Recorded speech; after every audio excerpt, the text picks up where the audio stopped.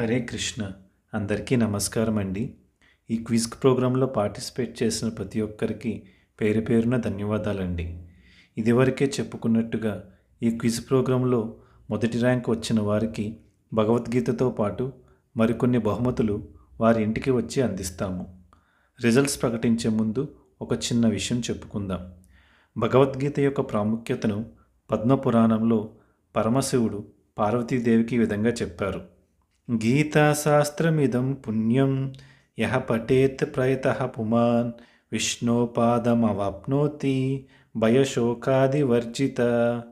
అర్థం: ఈ పవిత్రమైన గీతాశాస్త్రాన్ని, భగవద్గీతను ఏ వ్యక్తి అయితే శ్రద్ధతో ఏకాగ్రతతో పఠిస్తాడో ఆ వ్యక్తి భయం, దుఃఖం మొదలైన వాటి నుండి పూర్తిగా విముక్తుడై వైకుంఠాన్ని పొందుతాడు. కాబట్టి మీరందరూ కూడా భగవద్గీతను చదువుతారని, నలుగురికి చదవమని చెబుతారని ఆశిస్తున్నాము. ఇక ఇప్పుడు రిజల్ట్స్ చూద్దాం.